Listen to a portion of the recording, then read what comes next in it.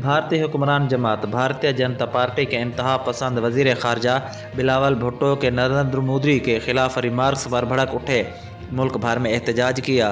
بلاول بھٹو کے خلاف زہر اگلا، جس پر وزیر خارجہ بلاول بھٹو نے بھارتیوں کو منہ توڑ جواب دے دیا۔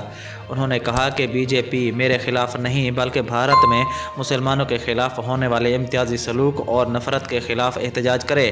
انہیں گجرات میں مسلمانوں کی نسل کشی کی مذمت کرنی چاہیے اور بھارت میں دنیا کی سب سے بڑی اقلیت مسلمانوں کے ساتھ ناروا سلوک کی بھی مذمت کرنی چاہیے۔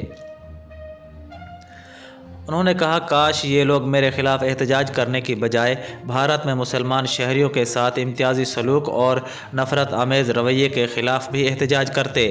صحافی نے ان کے خلاف بی جے پی کے احتجاج کے بارے میں سوال کیا تو انہوں نے کہا کہ میرے تبصرے تاریخ پر مبنی تھے اور تاریخ مٹانا مشکل ہے۔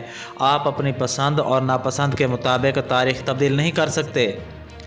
نیو یارک میں پاکستانی میڈیا سے گفتگو میں بلاول بھٹو نے کہا کہ موجودہ بھارتی وزیر اعظم نے گجرات میں جو کردار ادا کیا تاریخ اس کی گواہ ہے۔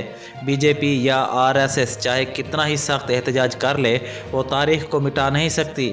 وزیر خارجہ نے مودی کو گجرات کے قصائی کہا اور کہا تھا یہ اصطلاح خود نہیں بنائی بلکہ بھارتی شہریوں نے مودی کو یہ خطاب دیا تھا، لہٰذا آپ چاہے جتنا بھی احتجاج کریں حقائق کو تبدیل نہیں کر سکتے۔ بھارتی وزیر خارجہ جے شنکر نے 14 دسمبر کو اقوام متحدہ کی سیکیورٹی کونسل میں اپنی بریفنگ کے دوران الزام لگایا تھا کہ پاکستان نے اسامہ بن لادن کی میزبانی کی اور پاکستان ہی دہشت گردی کا سب سے بڑا مرتکب ہے۔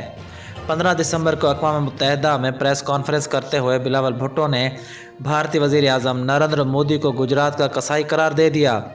انہوں نے کہا تھا بھارتی شہر گجرات میں سال 2002 کے دوران قتل کیے گئے 2000 سے زائد مسلمانوں کے قاتل کو سزا دینے کی بجائے اسے وزیر اعظم بنا دیا گیا۔